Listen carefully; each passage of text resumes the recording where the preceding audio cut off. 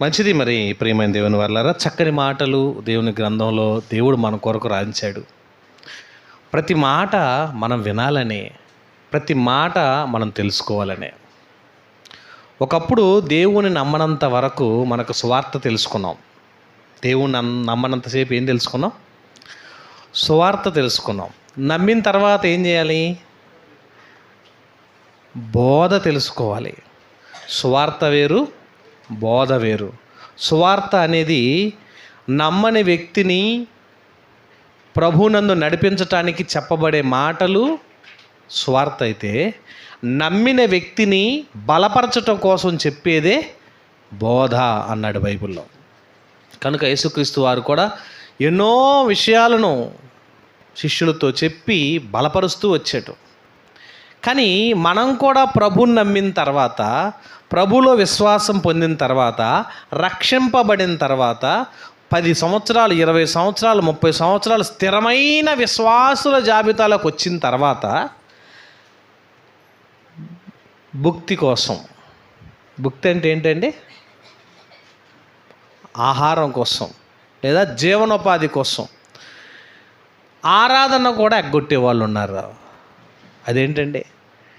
విశ్వాసుల జాబితాలో ఉండి రక్షింపబడి ప్రభునందు విశ్వాసం పొంది బాప్తిసం పొందిన తర్వాత ప్రభు కోసం ఎన్నో కార్యాలు, ఎన్నో సభలు, ఎన్నో కార్యక్రమాలు విని నేర్చుకున్న తర్వాత ఆరాధనకు సెలవు పెట్టి మరీ వేరే ప్రాంతాలకు, వేరే జాబులకు, వేరే ఉద్యోగాలకు, వేరే కార్యక్రమాలకు వెళ్ళి ఆరాధన కూడా వదిలేసుకొని వెళ్ళిపోతున్నామంటే ప్రభువుని కూడా మనం అమ్మివేసిన వాళ్ళం అవుతాము.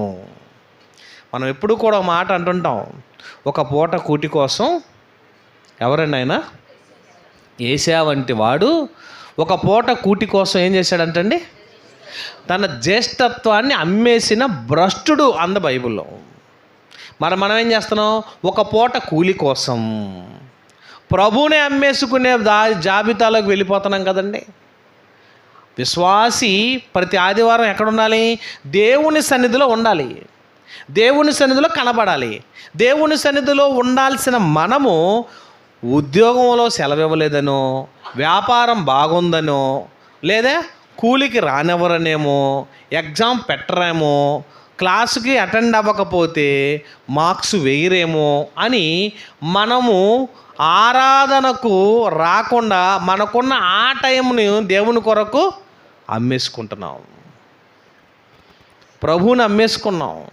30 వెండి నాణ్యాలకు అమ్మేసుకున్నాడు ఒక ఆయన. ఎవరిని? ఇస్కరియోతు యూదా. ఎవరిని అమ్మేసుకున్నాడు? యేసు ప్రభువుని అమ్మేస్తే ఎంత వచ్చినాయి ఆయనకి? 30 వెండి నాణ్యాలు. 30 వెండి నాణ్యాలతో ఎంత బాగుపడ్డాడండి? ఏం ఆశించాడు? ప్రజల్లో క్రైస్తవులుగా ఉంటున్న మనలో కూడా చాలామంది అండి, వెళ్దాంలే ప్రభువే కదా, ఉద్యోగానికి లేట్ అవ్వం, వ్యాపారానికి లేట్ అవ్వం, స్కూలుకి లేట్ అవ్వం, కాలేజీకి లేట్ అవ్వం, ఎక్కడ ఏ కార్యక్రమం మన పనిలో ఉన్నా ఎప్పుడు లేట్ అవ్వం. లేట్ దేనికి వస్తాం మనం? ఒక ఆరాధనకే లేట్గా వస్తాం. ఆరాధనకి ఎందుకు ఆలస్యం అవుతున్నావు? ఉద్యోగం అంటే భయం ఉంది, వ్యాపారం అంటే భయం ఉంది, స్కూల్ అంటే భయం ఉంది, కాలేజ్ అంటే భయం ఉంది, యజమాని అంటే భయం ఉంది, అందరంటే భయం ఉంది. భయం లేనిది ఎవరంటే? దేవుడంటే భయం లేదు. భయం లేదు కాబట్టే మనము మన ఇష్టానుసారంగా వచ్చేస్తున్నాం. మనకు నచ్చిన టైంలో వచ్చాం, కుదిరిన టైంలో వచ్చేస్తాం. మనల్ని ఎవరు అడగరు కదా. పై అధికారం ఉంటారు కాబట్టి, స్కూల్లో టీచర్ ఉంటుంది కాబట్టి అడుగుతుందని భయం, కాలేజీలో లెక్చరర్ గారు ఉంటాడు కాబట్టి అడుగుతాడని భయం, ఉద్యోగం చేసే కాడే మరి యజమాని ఉంటాడు కాబట్టి భయం, పొలం వెళ్ళే కాడ యజమాని అడుగుతాడు కాబట్టి భయం. ఇక్కడ ఎవరు అడుగుతారు మనల్ని? మనల్ని ఎవ్వరు అడగరు కాబట్టి భయం లేదు మనకి. అందుకూడా రోజు పని చేస్తే 1000 రూపాయలు అనుకోండి, ఆదివారం పని చేస్తే 3000 ఇస్తామన్నారు అనుకోండి. ఇప్పుడు ఆరాధనకు వస్తావా, పనికి వెళ్తావా? ఎవరు నమ్మేస్తావు ఇప్పుడు 3000 కోసం? ప్రభువు నమ్మేస్తామండి. ప్రభువు నమ్మటానికి 3000 అయితే 10,000 అయినా ఎంతైనా అమ్మేస్తాం. 30 వెండి నాణ్యాలకి ఎవరు అమ్మేశారు? యూదా అమ్మేశాడు. మనం ఎంతకు అమ్మేస్తాం? 1000 రూపాయలకి అమ్మేస్తాం, 2000కి అమ్మేస్తాం, 3000కి అమ్మేస్తాం. ఉద్యోగం పోయిద్దంటే వదిలేస్తాం ప్రభువుని. ప్రభు కొరకు ఉద్యోగానైనా మానుకొని నష్టపోతాను అనేవాళ్ళు ఉన్నారా? ఈ ఉద్యోగం, ఈ ఆదివారం సెలవు లేని ఈ జాబు నాకు వద్దు అనేవాళ్ళు ఉంటామండి. ఆదివారం సెలవు ఇవ్వకపోతే నేను నష్టపోయినా పర్వాలేదు, ప్రభు కొరకు నేను కష్టపడతా అనే మనసు ఉండాలండి ఆరాధనకు వచ్చే వాళ్ళకి. బ్రతికేదంతా దేనికోసం? భక్తి కోసమే మనిషి. ప్రసంగి గ్రంథంలో మంచి మాట రాశాడండి దేవుడు. ప్రసంగి గ్రంథం చూద్దాం, ఎంత మంచి మాట అంటున్నాడో. 6వ అధ్యాయము 7వ వచనం చూడండి, ఎంత మంచి మాట దేవుడు రాయించాడో. ఎంత మంచి మాట అండి. ప్రసంగి గ్రంథం 6వ అధ్యాయము 7వ వచనం చదవమ్మా. మనుషుల ప్రయాసం అంతయు దేనికోసం అంటండి మనం పనిచేసేది? కూటి కోసం కోటి విద్యలు అనే పదం దీన్ని బట్టి అనొచ్చేమో. మనుషుల ప్రయాసం అంతా దేనికోసం అంటండి? వారి నోటికే కదా, వారి నోటికే కదా, ఉద్యోగం నోటికే కదా, వ్యాపారం నోటికే కదా, చదువుకునే చదువు నోటి కోసమే కదా, చేసే ప్రతి పని నోటికే కదా. అందుకే అన్నాడండి, కూటి కోసం కోటి విద్యలు. అంటే భూమి మీద ఏమంటారు తెలుసా అండి? రెక్క ఆడితే కానీ డొక్క ఆడదండి. ఈ రెక్క ఆడించాలంటే ఈ డొక్క ఆడటం కోసం రెక్క ఆడాలి అని అంటుంటారు. మంచిదే, దేవుడు కూడా అదే అంటున్నాడు. ఏమంటున్నాడు? మనుషుల ప్రయాసమంతయు వారి నోటికే కదా, అయినను వారి మనసు ఆదివారమే కదా అంటే అమ్మో ఉయ్యాల పోయిందంట. నాకంటే ముందు వాళ్ళందరూ వెళ్ళిపోయారు. ఒక్కొక్కరు 1500 తెచ్చుకొని ఉంటారు, 2000 తెచ్చుకొని ఉంటారు, 3000 తెచ్చుకొని ఉంటారు. చూసారా? సంతృష్టి ఉంటుందండి మనిషికి, మనసుకు సంతృష్టి ఉండదు. 599 మార్కులు వచ్చిన అమ్మాయిని అడగండి, లేకపోతే అబ్బాయిని అడగండి, ఏమ్మా 599 వచ్చినాయి, స్టేట్ ఫస్ట్ వచ్చావు, హ్యాపీనా అన్నావు అనుకోండి, ఏమంటుందండి? ఆ ఒక్కటి పోయింది సార్. ఏం పోయిందంట? ఆ ఒక్క మార్కు పోయింది సార్. 599 నీకే వచ్చినాయి కదమ్మా, స్టేట్ ఫస్ట్ నువ్వే వచ్చావు కదమ్మా, ఒక్క మార్కే కదా అంటే ఆ ఒక్కట కూడా వచ్చినట్టయితే హ్యాపీ అండి. సంతృష్టి ఉంటుందా మనిషికి? ఉండదు. తృప్తి ఉండదండి మనిషికి, ఎంత చేసినా తృప్తి ఉండదు. మరింత బెల్లం అన్నాడంటండి ఎవరో ఒక మాట అంటారు పెద్దలు, మరి గుర్తుగా సామెత చెప్తుంటారు. ఎంత అంటండి? మరింత బెల్లం, ఎంత ఇచ్చినా చాలదు, ఇంకా చాలదు, ఇంకా చాలదు అంటారంటండి. అలాగే సంతృప్తి ఎక్కడా లేదంటే మనిషికి సంతృప్తే లేదంటండి. తృప్తి ఎక్కడా?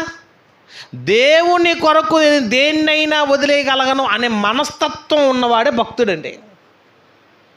మీకు తెలుసలేదో, రాజ్యంలో ఉండి రాజుగా ఉన్న తర్వాత దావీదు తన రాజ్య జీవితంలో కొనసాగుతున్న తర్వాత అబ్షాలోము బలవంతం చేసి భయంకరంగా అతన్ని చిత్రవద చేయడానికి ఏం చేశాడు? కుట్రమని రాజ్యాన్ని లాక్కున్నాడు. ఎవరతను? అబ్షాలోము. రాజ్యాన్ని లాక్కున్న తర్వాత దావీదుకి చేతిలో ఏమీ లేదండి, అన్నీ పోగొట్టుకున్నాడు. పోగొట్టుకున్న టైంలో ఎవరైనా సీఎం పదవి నుంచి విడిపోయిన తర్వాత, పదవి ఓడిపోయింది అనుకోండి, ఓడిపోయిన తర్వాత అతనిని సపోర్ట్ చేస్తారు నిలబడే వాళ్ళు ఎంతమంది ఉంటారండి? ఎవరు ఉండరు. పదవి లేని వాడిని ఎవడ పట్టించుకోడు. పదవి లేకపోతే ఎవరికి అవకాశం ఉండదు, ఎవరు కూడా ప్రేమించరు. పదవిలో ఉన్నంత వరకే పుట్టినరోజు శుభాకాంక్ష చెప్తారు, పదవిలో ఉన్నంత వరకే హ్యాపీ బర్త్డే అని వెళ్తుంటారు, పదవిలో ఉన్నంతసేపే మావాడు మావాడు నావాడు మావాడు అని వెళ్తూ ఉంటారు. ఆ పదవే కనుక నీకు పోయిందనుకో నిన్ను ఎవరు పట్టించుకోరు. ఇక్కడ కూడా దావీదుకి రాజ్య పదవి పోయింది.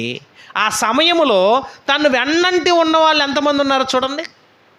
ఎందుకంటే మనిషి కష్టం వస్తే నిలబడే మనస్సు లేదు. ప్రతి మనిషికి బాధ కలిగితే దేవుళ్ళో ఉండని పరిస్థితి.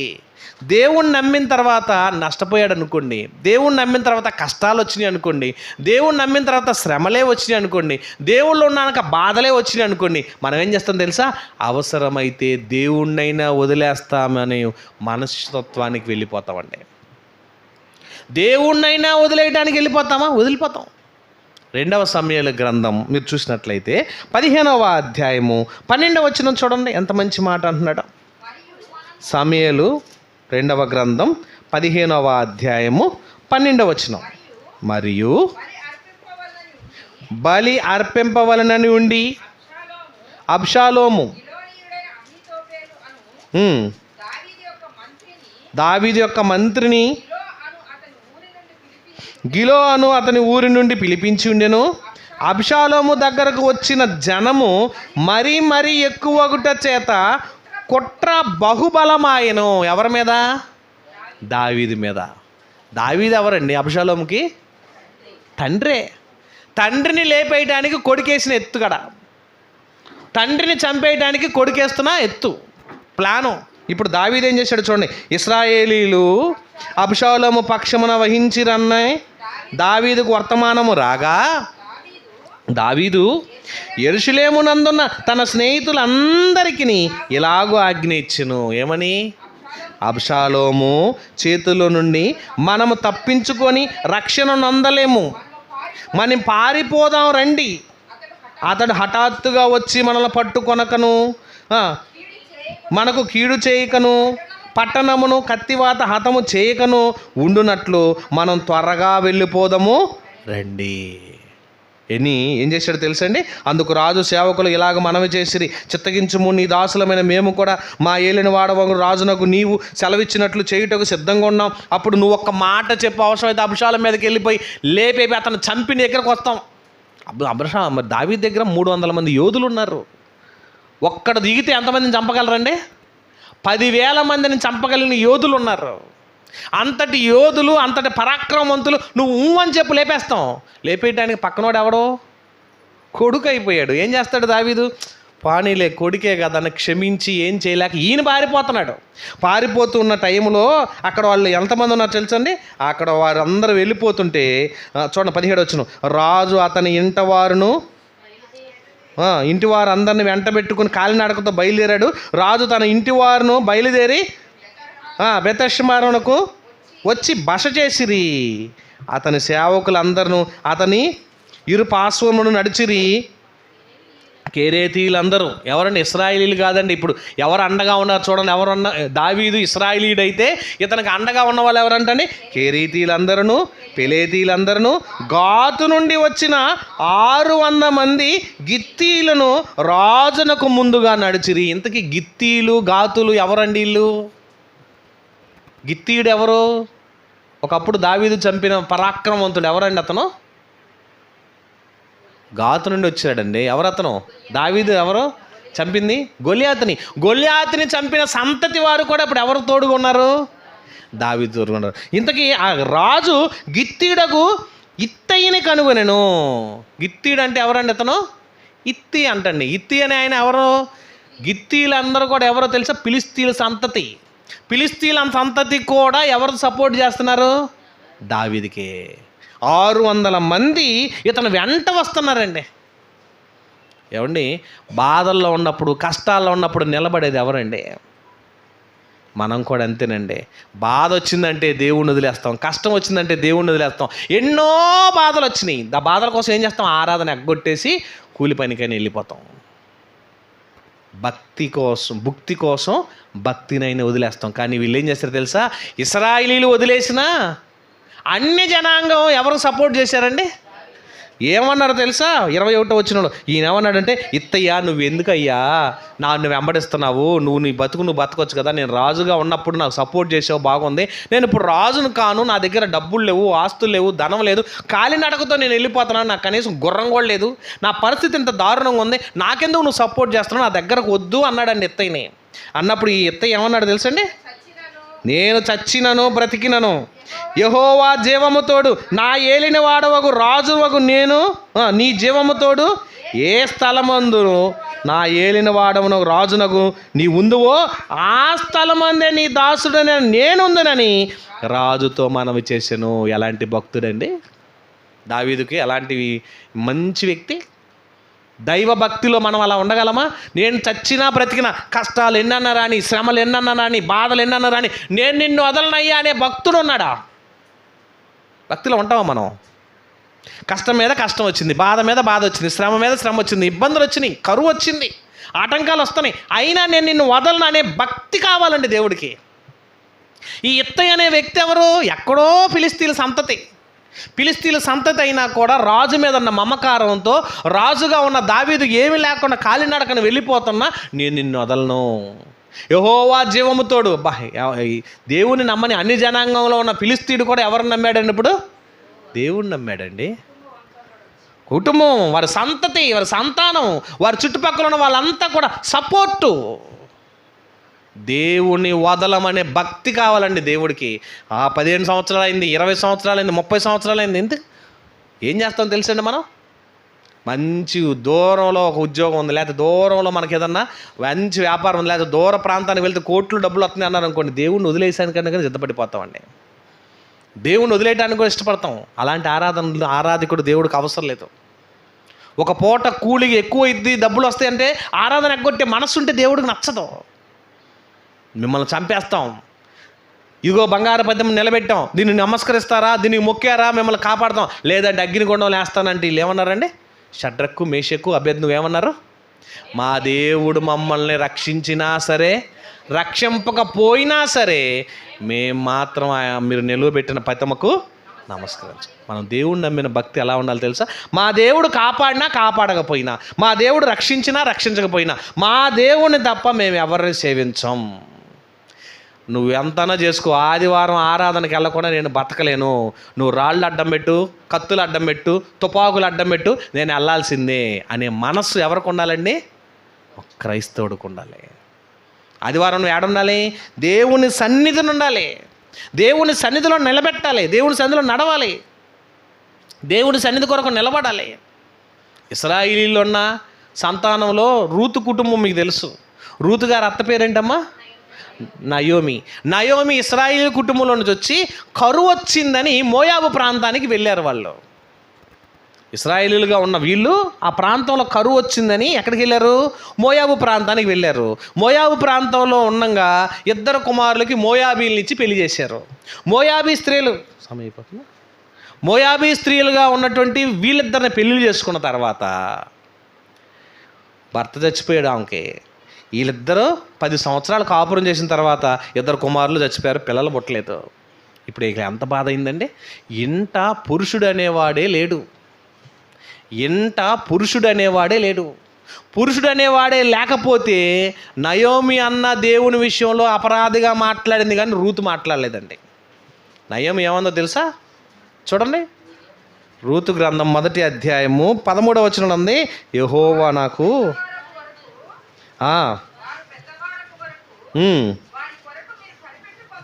13వ వచనం అమ్మ అంటూ లాస్ట్లో అంటుంది, యెహోవా నాకు విరోధి ఆయను అందండి. అందులో చూసారా నా పదంలో ఏమన్నా తెలుసండి? 13 చివరిలో యెహోవా నాకు విరోధి ఆయన. 16వ వచనం చూడండి, నా వెంబడి రావద్దనియు, నన్ను విడిచిపెట్టమనియు, నన్ను బతిమాలనుకొనవద్దు, నేను వెళ్ళు చోటకి నీ వచ్చేదనని ఈ రూతు వెంటబడుతుంది. నీ జనమే నా జనం, నీ దేవుడే నా దేవుడు, నేను నీతోనే ఉంటాను అని అంటుంటే ఏమేమంటుందో తెలుసండి? 21వ వచనం, నేను సమృద్ధి గలదానై వెళ్ళి తిని, యెహోవా నన్ను రిక్తురాలిగా చేసి తిరిగి రాజేశాను. ఎక్కడికి వెళ్ళిందంటారు? సమృద్ధిగా. కరువు వచ్చినప్పుడు వెళ్ళింది. మొదట వచనంలో ఏముంటుంది? న్యాయాధిపతులు ఏలిన కాలంలో బెత్లెహేములో మనుషుల్లో తన భార్యను కుమారులను వెంట పెట్టుకుని ఆ దేశమున కాపురం ఉన్నటకు ఆ మనుషుని ఎక్కడికి వెళ్ళారు వీళ్ళు? కరువు వచ్చిందండి. మోయాబు దేశంలో ఏలిన దినముల్లో కరువు రాగా, న్యాయాధిపతులు ఏలిన కాలంలో కరువు వచ్చిందని వీళ్ళు బెత్లెహేమును వదిలిపెట్టి మోయాబు దేశానికి వెళ్ళారు. ఇప్పుడు ఏమంటుంది? నేను సమృద్ధి గలదానివై వెళ్ళి రిక్తురాలుగా వచ్చాను. ఏమంటుందండి ఈ అత్తగారు? నేను అన్ని సమృద్ధిగా ఉండి వెళ్ళాను, దేవుడు నాకు కరువు చేశాడు, నన్ను ఇట్లా ఇబ్బంది పెట్టాడు, దేవుడు నన్ను ఇబ్బంది పెట్టాడు అన్నా కూడా రూత్ ఏమందో తెలుసా? నేను ఎట్టి పరిస్థితుల్లోనూ నిన్ను వదిలిపెట్టను అత్త దగ్గర ఏమన్నా ఉందా? అత్త దగ్గర సొమ్ములు లేవు, అత్త దగ్గర ఆస్తులు లేవు, అత్త దగ్గర లోకం, ఆ ఊరే ఆమెది కాదు. నేను నా ఊరు వెళ్ళిపోతాను అన్న టైంలో, నేను అక్కడ ఉండలేనన్న పరిస్థితిలో, ఉండలేనన్న టైంలో ఆ ఇబ్బంది పడుతుందండి. అయినా కూడా ఓర్ప వెళ్ళిపోయింది. నువ్వు నా ఏమన్నా కూడా అంది, అమ్మ నువ్వు వయసులో ఉండవు, నీకు ఇంకా సంతానం పట్ల, మీ ఇంటికి వెళ్ళిపో, మీ వాళ్ళ దగ్గరికి వెళ్ళిపో, నీకు మంచి పెళ్లి చేస్తారు, చక్కగా ఉంటావు. నేనా పెళ్ళిళ్ళు చేసుకొని పిల్లలు కానీ వయసు లేదు నాకు, పిల్లలు కంటే మళ్ళీ ఆ పిల్లలు పుట్టి పెద్దోళ్ళు అయిన దాకా నాతో పాటు ఉండడానికి అప్పుడు దాకా నువ్వు ఉండలేవు, అప్పటికి నీ వయసు ఉండదు, నా మాట విని నాకు ఎటు పుట్టరు, నాకు ఎటు కలగరు, నా బిడ్డల కొరకు ఎదురు చూసే పరిస్థితి కాదు, నువ్వు వెళ్ళి మీ ఇంటికి వెళ్ళి పెళ్లి చేసుకుని హాయిగా ఉండంటే దేవుని కోసం ఏముందో తెలుసండి? నీ జనమే నా జనం, నీ దేవుడే నా దేవుడు, అంటే ఒక భక్తురాలు భక్తిలో ఎలా ఉండాలి తెలుసా? దేవుణ్ణి వెంటబట్టుకున్నప్పుడు భక్తిలో నష్టం వచ్చినా, కష్టం వచ్చినా, శ్రమ వచ్చినా, నిందొచ్చినా, అవమానం వచ్చినా, నేను నా భక్తుడైన నా దేవుణ్ణి తప్పని ఎవరిని సేవించను, నిలబడాలి. యోసేపు పరిస్థితి అదే కదండి. బాల్యం నుంచి దేవుల్లో నిలబడ్డాడు. ఎన్ని అనుభవించాడండి. ఎన్ని అనుభవించినా ఎవరిని వదిలిపెట్టలేదు? దేవుణ్ణి వదల్లా. అన్నలే కొట్టారు, అమ్మేశారు, దేవుణ్ణి వదల్లా. పరాయి దేశాన్ని పంపించారు, దేవుణ్ణి వదల్లా. బానిసగా బ్రతికాడు, దేవుణ్ణి వదల్లా. చివరికి అతన్ని తీసుకెళ్ళి చెరసాల వేశారు, దేవుణ్ణి వదల్లా. దేవుణ్ణి వదలని పట్టుకొని పీడించుకున్నాడు. కానీ దేవుడు ఉన్నత స్థితికి తీసుకువెళ్ళాడు. మనం కష్టం వచ్చింది, శ్రమ వచ్చింది, నింద వచ్చింది, బాధల మీద బాధలు నాకే వస్తున్నాయి, నీకే వస్తున్నాయి, ఉండు. దేవుణ్ణి వదిలేసి జీవనోపాధి కోసం వెళ్ళిపోతాను, ఒకానొక పట్టణానికి వెళుదాము, అక్కడ బాగా సంపాదించుకుందాం రండి అని అనగానే వెళ్ళిపోతారా? చాలామంది దుబాయ్ లాంటి ప్రాంతానికి వెళ్ళిపోతారండి. ఇక్కడ ఆరాధన వదిలేసి, ఆరాధనలు కూడా ఎగ్గొట్టుకొని, ఆరాధనలు పోగొట్టుకొని, ఆదివారం ఆరాధన కాదనుకొని డబ్బుల కోసం వెళ్ళిపోయే వాళ్ళు ఉన్నారు. ఆరాధన చేయకుండా ఆహారం కోసం, ఆరాధన చేయకుండా వ్యాపారం కోసం, ఆరాధన చేయకుండా ఉద్యోగాల కోసం వెంటపడి వెళ్ళే వాళ్ళని దేవుడు ప్రేమించడండి. ఎంతండి వాళ్ళు ఎంత చేసుకున్నారు చూడండి వాళ్ళ పరిస్థితి. పౌలు గారు వెంపటి భక్తి చేసి, పౌలు గారు వెంపటి విశ్వాసంగా తిరిగి, పౌలు గారు వెంపటి పనిలోను పరిచర్లను యథార్థంగా ఎదిగిన ఒక భక్తుడు ఏం చేశాడో తెలుసా? పౌలు గారిని కూడా వదిలేశాడండి. ఎవరండి ఆయన? చూడండి, తిమోతికి రాసిన 2వ పత్రిక 4వ అధ్యాయము 10వ వచనం.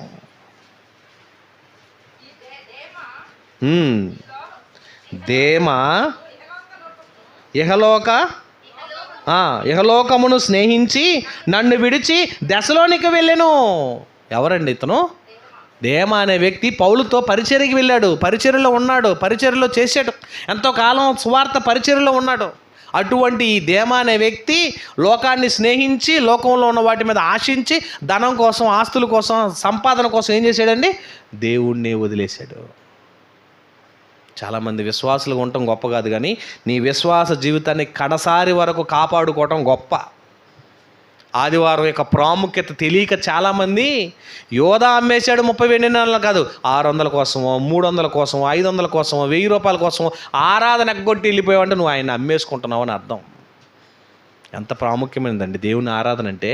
దేవుని సందులో గడపటం అంటే ఎంత విలువైందో తెలుసా?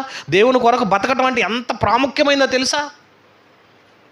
దేవుడి కంటే ఎక్కువైంది ఈ భూమి మీద నాకు ఏది లేదనుకోవాలండి.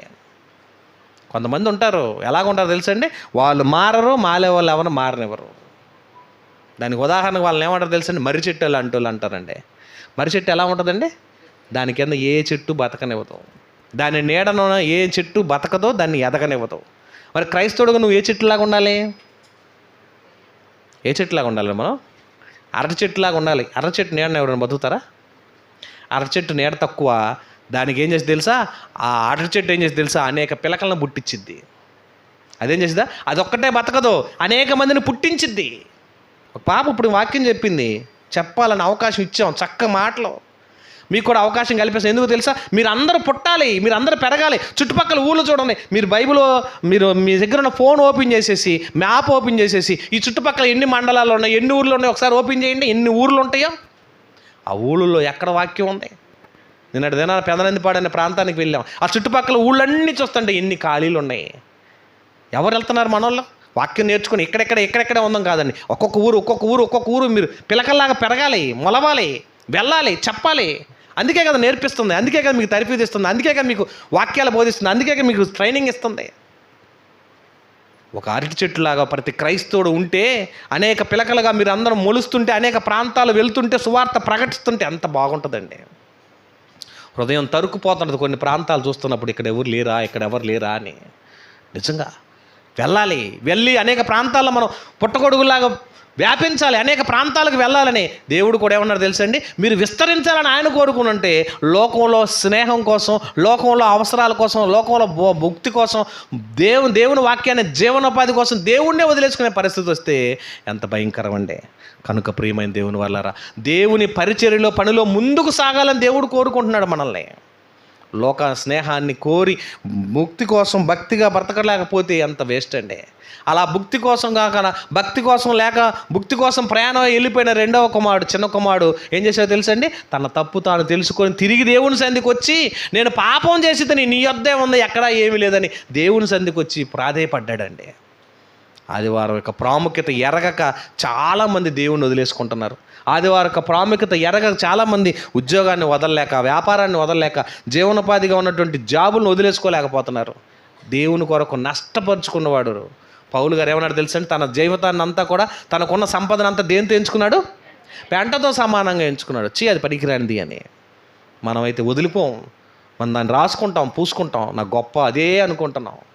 జీవనోపాధిగా ఉండాల్సిన మనం భుక్తి కోసం భక్తిని వదిలిపెట్టుకుంటే, ఏశావు లాంటి భ్రష్టుడు, ఏశావే భ్రష్టుడు అనుకున్నట్టే దేవుణ్ణి వదిలేసుకొని నువ్వు వెళ్ళిపోతున్నావు అంటే నువ్వు భ్రష్టుడివి కాదు. ఆలోచించు, ఒక నిర్ణయం తీసుకునే సమయం లేదు. మిగతా భాగాన్ని కొన్ని విషయాలు మరింత సమయంలో తెలుసుకుందాం. కళ్ళు మూసుకోండి, ప్రార్థన చేసుకుందాం. మహోన్నతుడైన గొప్ప దేవా, మీకు వందనాలు. తండ్రి, ఒక మర్రి చెట్టు లాంటి జీవితం మాది కాదు, కానీ ఒక అరటి చెట్టులాగా అనేక మంది సంతతిని నీ కొరకు పెంచేవారంగా తయారు చేసి, తండ్రి, నీ పరిచర్యలో పనిలో ముందుకు సాగింపజేసే శక్తిని మాకు దయచేయండి. ఇదిగో దేవా, ఎన్ని కష్టాలు వచ్చినా దావీదు గారిని జనులు వదలక ప్రేమించారు తండ్రి. ఎంత కష్టం వచ్చినా నయోమిని వదలక రూతు నిలబడింది, క్రీస్తు సంతతికి నాంది అయింది తండ్రి. యోసేపు ఎన్ని ఇబ్బందులు వచ్చినా, కష్టం వచ్చినా నిన్ను వదలక విడవక బలమైన కార్యాలు జరిగించి నిలబడగలిగే ధైర్యాన్ని, శక్తిని మాకు దయచేయమని, బలమైన కార్యాలు జరిగించి యోధులుగా మమ్మల్ని తయారు చేయమని, ఇంకా నువ్వు మాట్లాడాల్సిన నీ కుమారుడు ద్వారా మరిన్ని సంగతులు మాకు తెలియచేయమని క్రీస్తు నామమున ప్రార్థిస్తూ వేడుకు